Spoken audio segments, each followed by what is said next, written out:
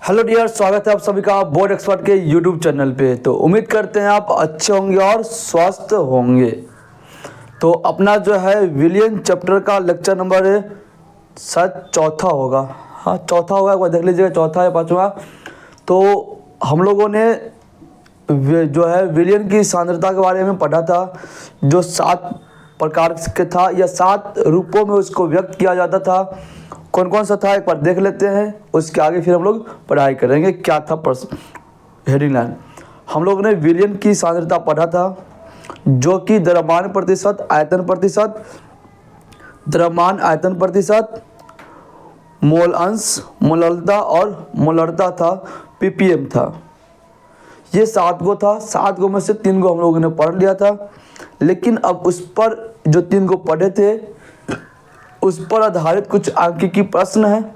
उस सांख्यिकी प्रश्न को हम लोग देखते हैं, फिर उसके आगे हम लोग क्या करेंगे, बचा हुआ जो 4 गो है उसको कंटिन्यू करेंगे। तो चलिए, आज का क्वेश्चन क्या है सो समझिएगा।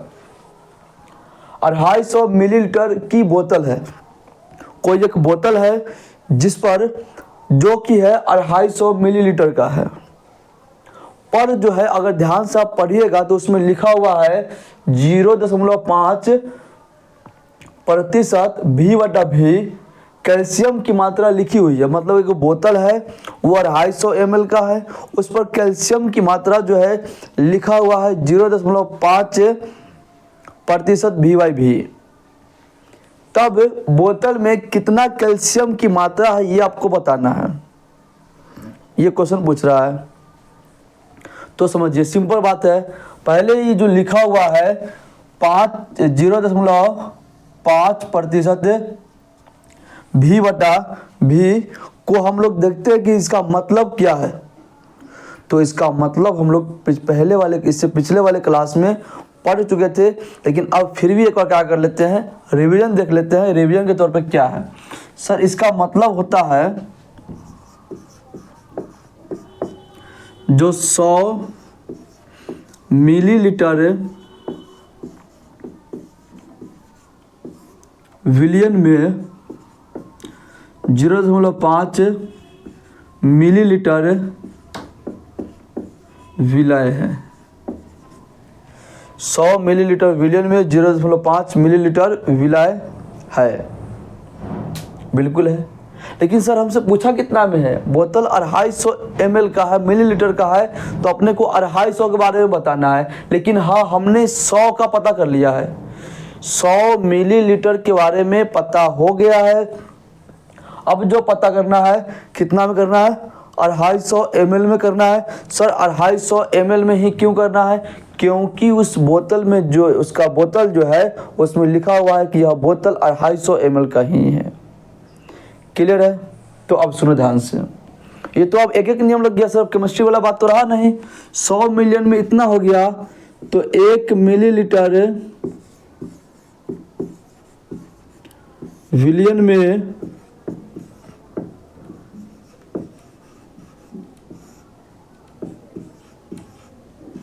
कितना होगा, 0.5 मिलीलीटर बटा में 100 होगा। कितना का निकल गया सर, तो सर ये ना निकल गया है 1 मिलीलीटर में निकल गया है। तो अपने को निकालना कितना में है, 250 में। तो एक वो चीज़ का पता है, तो 250 चीज़ का पता करना है। तो क्या हो जाएगा, एगो का पता है, तो 250 पता करने के लिए क्या करना पड़ेगा, गुना करना पड़ेगा।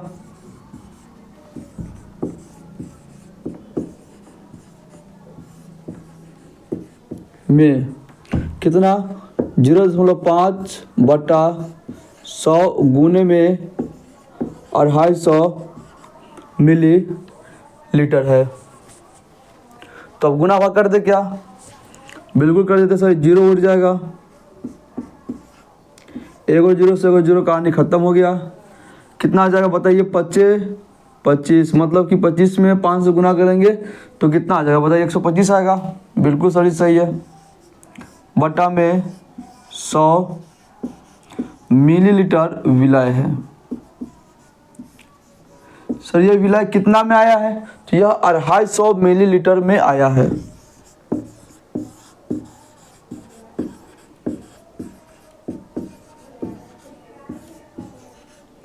विलियन में आया है।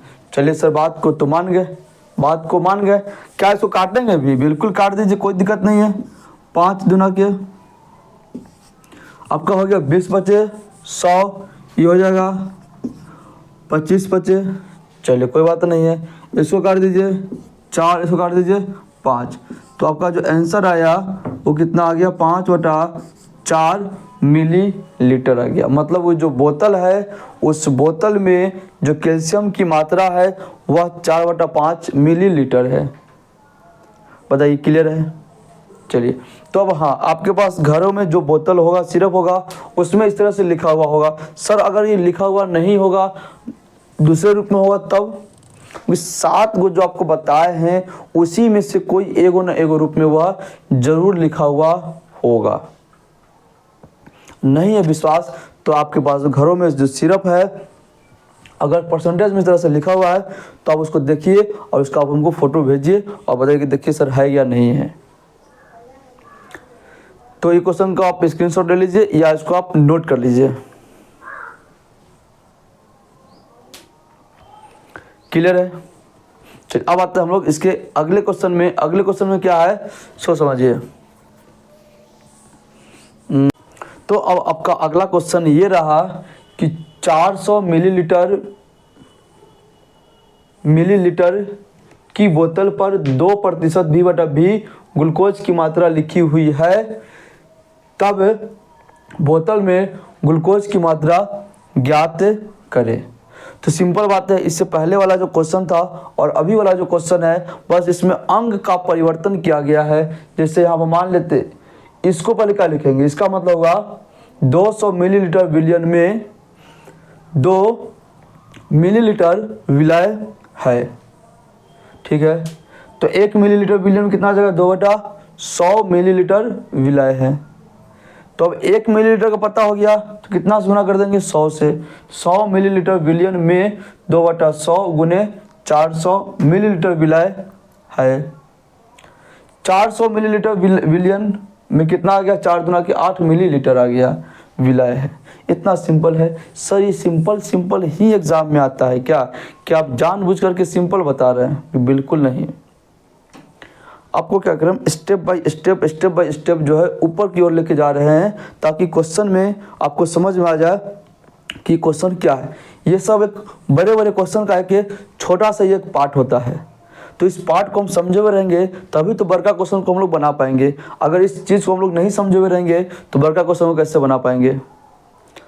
कोई ज़रूरी नहीं कि ये चीज़ एग्जाम में आएगा, लेकिन हाँ जो बड़े क्वेश्चन को हम लोग सॉल्व करेंगे अंकीय प्रश्न में तो उसमें छोटी छोटी बातें आते रहेगी। ठीक है, तो सिंपल आप यहाँ समझ सकते थे कि 100 में 200 है तो 400 में कितना होगा? 800 होगा। वही 800। 100 में 2 मिल 100 में 2 मिलीलीटर है तो 400 में 8 मिलीलीटर हो जाएगा, गुना हो जाएगा 4 से। सिंपल बात है। तो अब आते हैं हम लोग अगला क्वेश्चन पे। अगला क्वेश्चन में आते हैं, देखते हैं अगला क्वेश्चन क्या है। तो अब अपना जो है अगला जो है क्वेश्चन के जगह पे अब अपना क्वेश्चन आएगा, जो कुछ टॉपिक को पढ़ लेंगे तो फिर अब आगे क्वेश्चन आएगा अंकीय प्रश्न।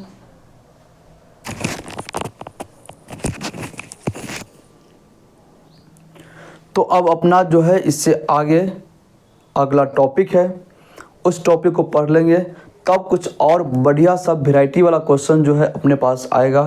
फिलहाल के लिए उस 7 गो में से 3 गो पढ़ लिए थे। अब वो जो 3 गो पढ़ लिए हैं उसके अलावा अब जो टॉपिक है वो है आपका मोल अंश। वो जो है मोल अंश, इसी को क्या बोल। तो अपना जो है अगला टॉपिक है वो मोल प्रभाज है। अंकीय प्रश्न आएगा, इसको पढ़ लेंगे तो और थोड़ा सा क्वेश्चन का लेवल क्या हो जाएगा, बढ़ जाएगा। तब मिला करके हम लोग अंकीय प्रश्न करेंगे। तो मोल प्रभाज को ही बोलते हैं मोल अंश, इसी को इंग्लिश में बोलते हैं मोल फ्रैक्शन। तो आइए अब हम देखते हैं कि ये है क्या चीज़। तो आपको हम बताए थे कि जो इसका संकेत जो होता है वो क्या होता है सर? एक्स होता है। चलिए ठीक है, बात मान गए। एक्स बराबर क्या होता है? विलय या विलायक की मोल की संख्या। विलय या विलायक। तो हम क्या करते हैं, परिभाषा अगर लिख लेते हैं तो आपको ज़्यादा स्पष्टीकरण हो जाएगा। तो अगर लिख लेते हैं परिभाषा, विलय या विलायक का मोल की संख्या और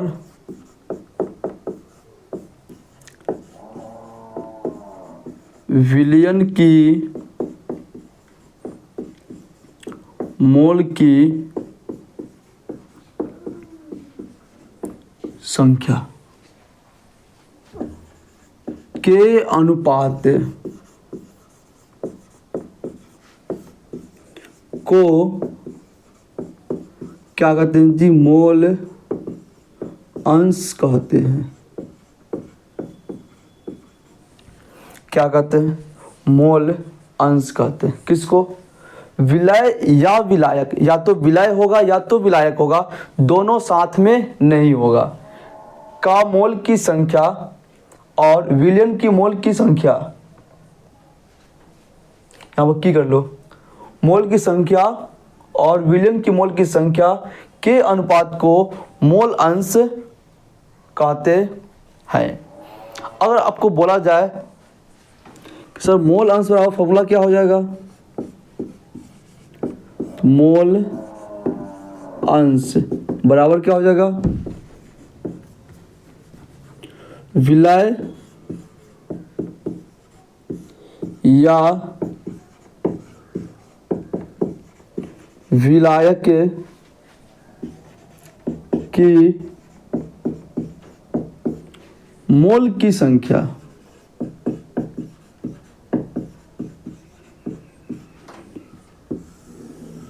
डिवाइडेड बाय विलयन की मोल की संख्या। ये आपका हो जाएगा फार्मूला। चलिए सर, बात मान गए। लेकिन सर अगर इतना बड़का फार्मूला को याद करेंगे तो कैसे काम चलेगा, बताइए। कुछ ऐसा बताइए कि छोटा मोटा फार्मूला हो, तुरंत याद हो जाए, चलते फुलते याद हो जाए, एकदम देखिए उसको यूं देखिए यूं याद हो जाए। कोई बात नहीं, सुनिए ध्यान से सुनिए। मोल अंश को क्या बोलते हैं हम लोग, एक्स बोलते हैं। क्या बोलते हैं, ये हमारा एक्स है या ये हमारी एक्स है, वो वाली एक्स की बात नहीं हो रही है, ये अपना एक्स वाली की बात हो रही है। विलय या विलायक, मोल की संख्या। सर मोल की संख्या को n से बताते थे हम लोग, बिल्कुल सही बात है। तो या तो सर विलय मतलब NB होगा या फिर क्या होगा, Na होगा, डिवाइडेड बाय विलयन की मोल की संख्या। विलयन की मोल की संख्या का मतलब सर ये हो गया कि आप कहना चाहते हैं NAB, बिल्कुल है। लेकिन आप इस NAB से डर जाइएगा, जिससे बचने के लिए हम लोग क्या कर देते हैं, Na प्लस NB। Na और NB दोनों को अगर मिला देंगे तो वो क्या हो जाएगा, विलयन का हो जाएगा। तो यही आपका क्या हो जाएगा, फार्मूला। लेकिन अगर बोल देगा कि बताइए अपने को ये मोल अंश हो गया, अब किसका मोल अंश है, विलय का है या फिर विलायक का है, तो इसको हम बोलेंगे, सुनिए आपको हम बताते हैं। अगर XA लिखा हुआ है, XA लिखा हुआ है, तो सर इसका मतलब ये हो गया कि ये विलायक की मोल अंश की बात कर रहा है, विलायक की मोल अंश की बात कर रहा है सर। तो मतलब ये हुआ कि XA होगा। अब जिसका बात करेगा उसी की मोल की संख्या ऊपर में रहेगा, डिवाइडेड बाय नीचा में सब कुछ रहेगा। तो ये आपका हो गया किसका, विलायक की मोल अंश हो गया, विलायक की मोल अंश का फॉर्मूला हो गया। कोई बोलेगा कि सर हम ना चाहते हैं विलय की मोल अंश लिखना, तो क्या लिखेंगे, XB। जिसका पूछ रहा है उसकी मोल की संख्या ऊपर में, डिवाइडेड में नीचा में सब। तो ये जो हो गया आपका विलय की मोल की संख्या हो गया। क्या हो गया जी? विलय की मोल की संख्या हो गया। धड़फड़ाइएगा नहीं यहाँ पर, यह टॉपिक से ऑब्जेक्टिव और जो है सब्जेक्टिव दोनों क्वेश्चन यहाँ से बनता है, द मोस्ट VVI वाला। तो ये फॉर्मूला क्लियर हो गया? जी सर क्लियर हो गया। ये हिंदी वाला मिटा दे क्या? पहले लिख लीजिए तब मिटा दे, ताकि अपने को जगह बच जाएगा। चलिए अगर आप ये लिख लिए तो अब इसके आगे हम लोग क्या कर रहे हैं सो सुनिएगा ध्यान से।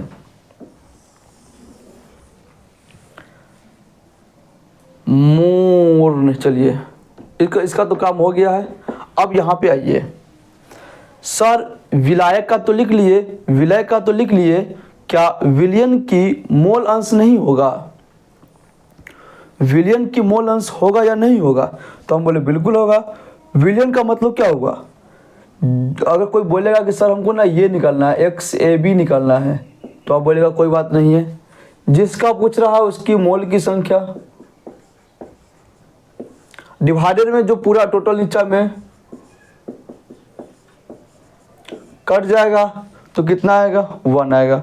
तो विलयन का जो मोल अंश होता है वह हमेशा 1 होता है। कुछ समझ में आया? कुछ सुनाई दिया आपको? क्या दिया सुनाई? यह सुनाई दिया सर कि विलयन का जो मोल अंश होता है वह हमेशा 1 के बराबर होता है।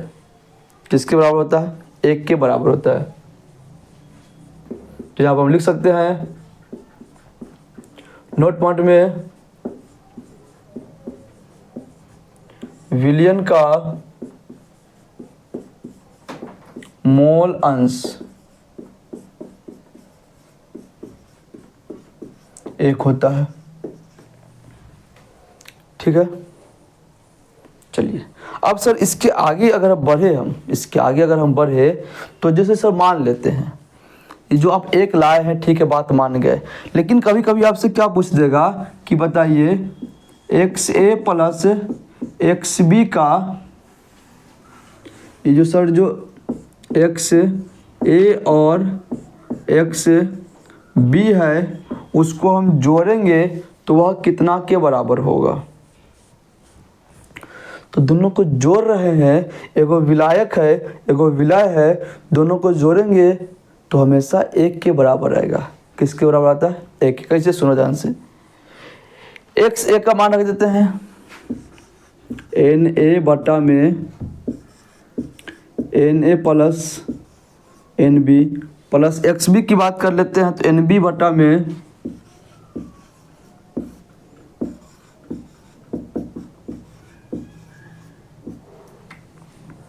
बिल्कुल रख दिया।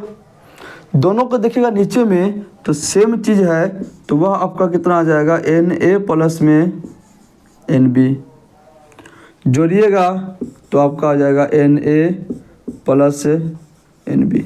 कट गया, कितना आ जाएगा? तो सर 1 आ जाएगा। तो पता चला कि XA प्लस XB का मान जो होता है हमेशा किसके बराबर होता है? 1 के बराबर होता है। X क्या है सर? तो सर X जो है मोल अंश है, मोल अंश है। अब कई बार विद्यार्थी इस चीज़ को याद कर करके हमसे झगड़ा करने आ जाता है।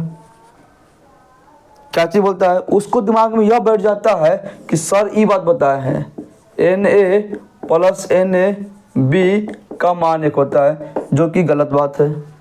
जो कि क्या है? गलत बात है। यहाँ पर ये मोल है और यहाँ पे ये मोल अंश है। मोल अंश का योग 1 होता है, ना कि मोल का योग 1 होता है। ये बात को ध्यान रखिएगा। जो मोल अंश का योग होता है वो कितना होता है? 1 होता है, लेकिन मोल की जो संख्या होता है वो जोड़ने पर 1 हो भी सकता है और नहीं भी हो सकता। क्लियर है? तो इसीलिए इस चीज़ को याद नहीं करेंगे। तो सर अगर हमको XA और XB निकालना होगा तो क्या करेंगे? तो XA का फॉर्मूला ये रहा, मोल की संख्या, और XB का फॉर्मूला ये रहा। सर आप मोल, उसी मोल की बात कर रहे हैं क्या जो इससे पहले वाले क्लास में आप बताए थे मोल ज्ञात करना, आणविक द्रव्यमान के जोड़े? हाँ बिल्कुल, उसी मोल की हम बात कर रहे हैं, वहीं से मोल निकलेगा। क्लियर है? तो अब बताइए, Na निकल जाएगा, Nb निकल जाएगा, ये इस फॉर्मूला में पुट करेंगे तो XA और XB नहीं निकलेगा? बिल्कुल निकलेगा सर। लेकिन कई बार आपको स्मार्ट स्टडी करना पड़ता है। कैसे? अगर सर XA निकल गया, XA निकल गया, तो XB निकालने के लिए यहाँ पर आप जा भी सकते हैं और नहीं भी जा सकते हैं। आप यहीं से डायरेक्ट लिख सकते हैं कि सर XB का जो फॉर्मूला होगा 1 माइनस XAB, तो कर सकते हैं। XB का जो सर फॉर्मूला होगा 1 माइनस, इस प्लस वाले को राइट साइड लेके चले गए तो प्लस वाला क्या हो गया माइनस, तो ये भी वो क्या आ गया आपका फॉर्मूला आ गया। ठीक है, तो यहाँ से क्या सीखने को मिला? इस मोल अंश से यह सीखने को मिला कि मोल अंश निकालने के लिए मोल की संख्या निकालने आना चाहिए। अगर मोल की संख्या गलत निकल के आया तो मोल अंश भी गलत आ जाएगा। Na निकालने के लिए पहले आपको हम बता चुके हैं कि अगर मान लेते हैं जितना भी पूछ रहा है वो ऊपर, और उसका आणविक द्रव्यांश क्या करते हैं, उसको भाग कर देते हैं। चलिए सब बात मान गए। हमेशा विलयन का जो मोल अंश होता है कितना होता है सर? 1 होता है। इस बात को भी मान गए, चलिए अच्छी बात है। मोल की संख्या अगर जोड़ेंगे, विलायक की मोल की संख्या और विलायक की मोल की संख्या, तो उसका योग 1 हो भी सकता है और नहीं भी हो सकता है, इसलिए इसको क्या कर दिए, गलत कर दिए हैं। विलायक का मोल अंश और विलायक के मोल अंश को जोड़ने पर हमेशा कितना आएगा? 1 आएगा। बिल्कुल बात सही है। लेकिन अगर कोई मान ले, कोई हमसे बोल दिया, कौन बोलेगा सर? बिहार बोर्ड वाला बोलेगा, और कौन बोलेगा? चलिए इसको नोट कीजिए, फिर हम लोग इसके आगे चलते हैं। तो उम्मीद करते हैं कि आप इसको नोट कर लिए हैं। अब मोल अंश को ही आगे क्या कर रहे हैं, थोड़ा सा आगे कंसेप्ट को गहराई में लेकर चल रहे हैं।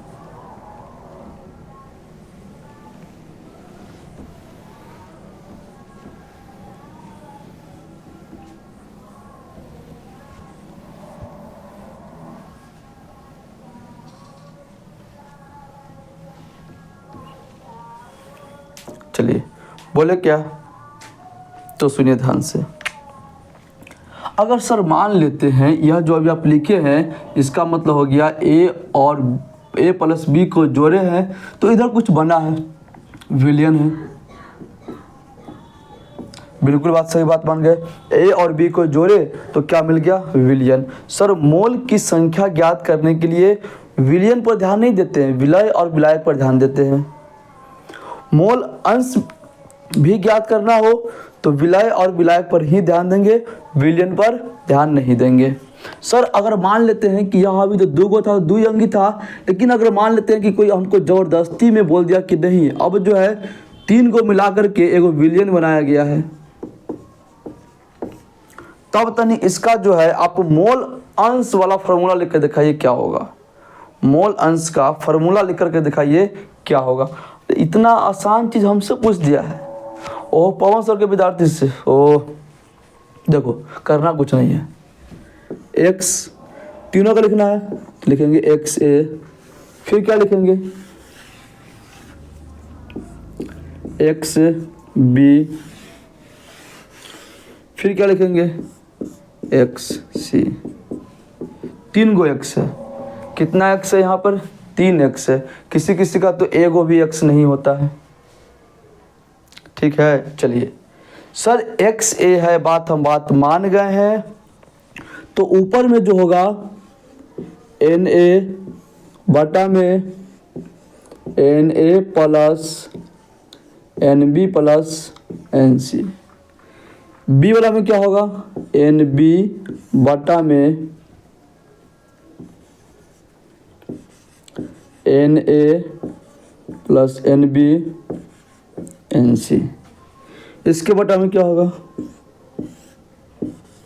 Na Nb Nc।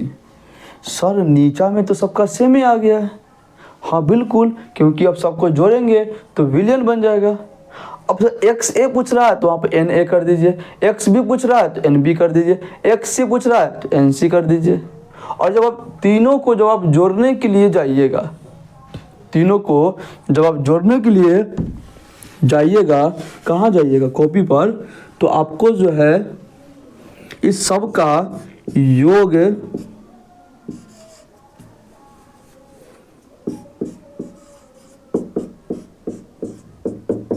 इस तीनों का योग जो है मेरे प्यारे विद्यार्थी किसके बराबर होगा? हमेशा 1 के बराबर होगा। किसके बराबर होगा? हाँ सर, अगर 4 को रहता तो तैयो 1 के बराबर आता। 200 को तुम जोड़ दो तैयो 1 के बराबर आएगा हमेशा। लेकिन क्या सर यहाँ पर यह लिखना वाजिब होगा? NA plus NB plus NC का मान 1 हमें बिल्कुल वाजिब नहीं होगा। बिल्कुल वो गलत बात है, वो सही बात नहीं है। क्लियर है? बोलो यस या नो। क्लियर है? चलिए क्लियर है। तो अब क्या होता है यहाँ पर आपका मोल अंश का जो थ्योरी वाला पार्ट है वो अब खत्म होता है। अब इसके आएगा अंक की प्रश्न आएगा। तो अंक डरिए, देखो डरना नहीं है। जो जो चीज़ सिलेबस में है वो आपको हम बता रहे हैं। कोशिश हमारा ये रहता है कि कुछ ऐसा टॉपिक ना हो जो लेंदी टाइप का हो, बिहावर में आता ही नहीं हो, तो उसको थोड़ा सा हम स्किप करके लास्ट में बताते हैं, ताकि जो है ज़्यादा माथा पर जो बर्डन ना पड़े, ज़्यादा लोड नहीं पड़े। पढ़ाई में अगर आपको लोड लगने लगा ना, कि आपको अंदर से पढ़ाई से डर लगने लगा, तो फिर पढ़ाई करने में मज़ा नहीं आएगा। ये बात जान जाइए। डरना किस बात की है जी? सीख रहे हैं, ऐसा थोड़ी है कि तुम पूरा एकदम तीर मार रहे हैं। सीख रहे हैं, बढ़िया सर जी मिले हुए हैं, बस सीख रहे हैं। सीख गए, एक बार में 2 बार सीखने तो पड़ेगा ही। कोई इंसान ही ना सीखेगा जी, कि कोई जानवर सीखेगा? बताइए। बस बोल रहे हैं कि इसके बाद ये करना है, इसके बाद ये करना है, इस तरह से रहेगा तो इस तरह से लिखना है, बस यही तो कर ही रहे हैं। आप क्या कर रहे हैं? कुछ कैसे कोई ऐसा तो नहीं कर रहे हैं कि आरी लगा ऐसे काटना, ऐसे करना, ये करना है, वो करना है, वेल्डिंग करना है, ऐसा तो कुछ नहीं बता रहे हैं। वो सब और हार्ड काम है। जैसे विद्यार्थी जीवन सब आगे निकलिएगा तो आपको लगेगा कि बाप रे वाह क्या दुनिया है। विद्यार्थी जीवन बहुत सुखमय जीवन है, कोई टेंशन नहीं। पढ़ना है, खाना है, सर जी से बात विचार करना है। सर जी ऐसी बोलिए ना, विद्यार्थी जीवन आसान है। आप रहिएगा विद्यार्थी तब पता चलेगा। चलिए अब हम लोग क्या करते हैं, आगे हैं इसके आधार पर क्वेश्चन करते हैं। तो हम लोग मिलते, तो अब ये रहा आपके सामने अगला क्वेश्चन, जो कि मोल अंश से संबंधित है। मोल अंश से संबंधित है। चलिए सुनिएगा। 100 ग्राम जल में 35 ग्राम NaCl मिलाया हुआ नहीं है, मिलाकर, मतलब उसमें मिलाया जाता है। मिलाकर एक घोल तैयार किया जाता है। घोल का मतलब होता है विलयन। तैयार किया जाता है, तब विलायक एवं विलय की मोल अंश ज्ञात करें। अब ये चीज भी हो सकता है, या इसके जगह पे भाषा लिखा हुआ आपको मिल सकता है, विलयन के अवयवों, विलयन के अवयवों की मोल अंश ज्ञात करें। उस दोनों को आपको हटा देगा, विलायक एवं विलय, और उसके जगह पे भाषा लिख देगा विलयन के अवयवों। अब यहीं पर लड़का सब लथड़ जाएगा, चित्तान उलट जाएगा, बोलेगा कि ई वाला क्या आ गया, विलायक और विलय का तो मोल अंश पूछा ही नहीं है। और सर जी बोले थे कि मोल अंश जब भी पूछेगा तो विलायक और विलय का ही पूछेगा, लेकिन यहाँ पर तो विलयन दे दिया है। तो विलयन के अवयव का मतलब ही वही हुआ, विलायक एवं विलय, मतलब जो उसमें जो जो भाग लिया है उस सभी का मोल अंश निकालना है। इसका मतलब ये हुआ। क्लियर है? अगर मान लेते हैं कि विलयन में 2 से ज़्यादा चीज़ मिला हुआ हो, तो वहाँ पर आपको विलायक एवं विलय नहीं लिखेगा, तब वहाँ पर लिखेगा विलयन के अवयवों का मोल अंश ज्ञात करें। क्लियर है क्या? चलिए क्लियर है तो अब क्वेश्चन को सॉल्व करते हैं। मोल अंश ज्ञात करना है। विलायक एवं विलय का मतलब अपने को जो ज्ञात करना है, XA ज्ञात करना है और XB ज्ञात करना है। इसको ज्ञात करने से पहले आपको Na ज्ञात करना होगा और फिर Nb ज्ञात करना होगा। Na और Nb ज्ञात करने से पहले आपको विलायक और विलय को पहचानना पड़ेगा, उसकी मात्रा को आपको पहचानना पड़ेगा। मात्रा क्या है? ठीक है, जैसे जैसे हम लोग आगे बढ़ रहे हैं, पीछे वाला पूरा क्या हो रहा है, अपने को उपयोग में आ रहा है। ठीक है, तो हम क्या करते हैं,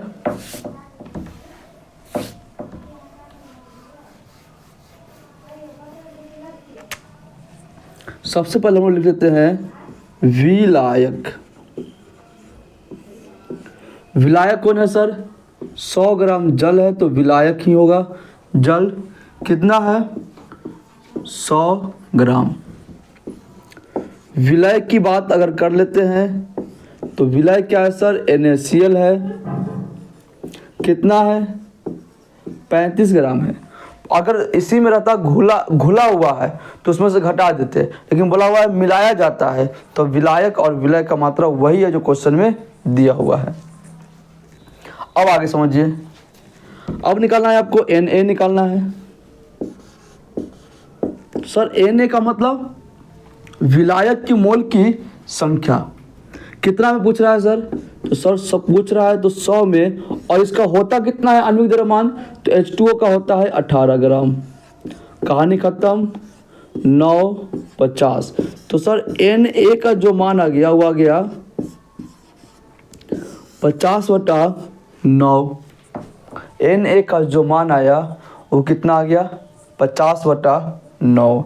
बिल्कुल सही है। तो सर अब Nb निकालना चाहते हैं तो Nb के लिए क्या करें? Nb के लिए करना होगा Nb विलय में कितना पूछ रहा है? पूछ रहा है सर 35 ग्राम में, और होता कितना है सर? इसका 58 होता है। कट जाएगा। 5 3 8 पर नहीं कटने वाला कुछ नहीं है, तो Nb का जो मान है वो आपका कितना आ जाएगा? 35/58 आ गया। कटेगा क्या? लग तो नहीं रहा है कटेगा। चलिए, तो ये आपका आ गया Nb। अब Nb Na आ गया, Nb आ गया, तो अब निकालना है Xa। Xa का फॉर्मूला क्या होता है? Na बटा में Na plus Nb। Na plus Nb। ठीक है। तो अब इसके आगे चलेंगे हम लोग। तो Na का मान कितना है? Na का मान है 50/9 divided by Na plus Nb। फिर से 50/9 प्लस Nb का मान है 35/58। ये आपका क्या आ गया जी? सर ये तो Xa है। अब इतना भारी भरकम गुना कौन करने जाएगा सर बताइए?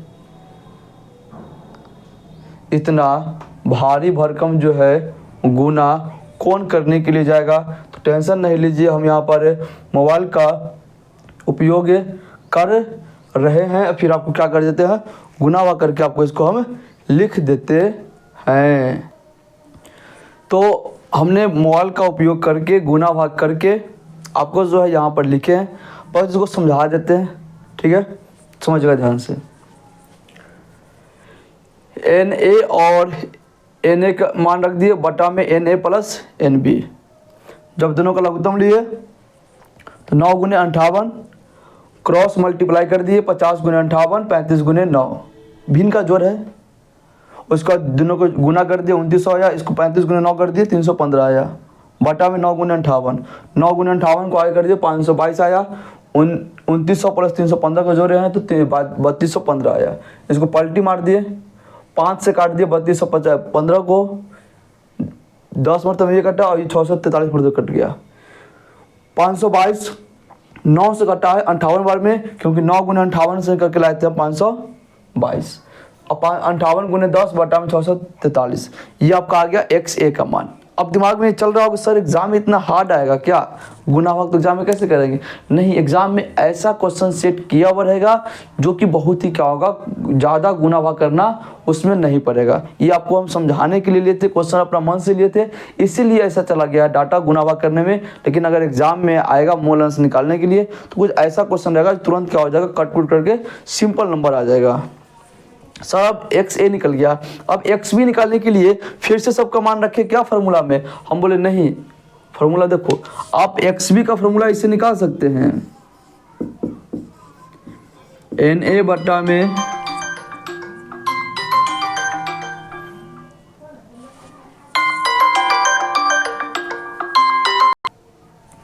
आप एक्स बी का फॉर्मूला जो है इस तरह से निकाल सकते हैं। एक्स बी का मान आप इस तरह से निकाल सकते हैं, एक्स बी बराबर एन ए बटा में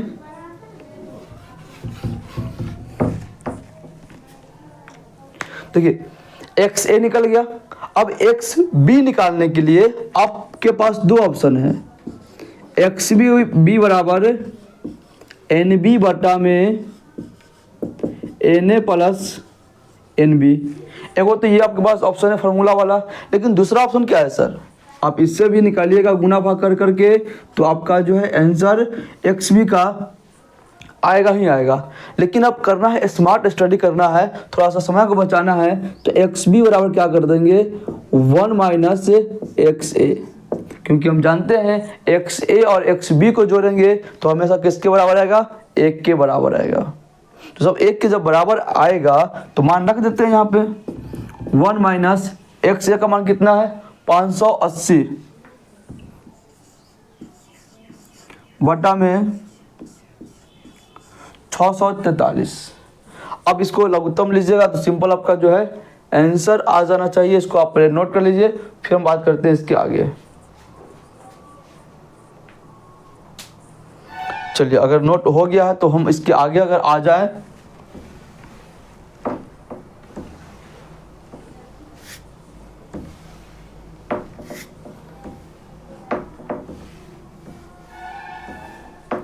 तो अगर एक्स बी का लिखेंगे मान तो लघुत्तम कितना आ जाएगा 643। तो 643 माइनस में 580 कितना आएगा सर, ऐसा लगता है कि 63 आएगा बटा में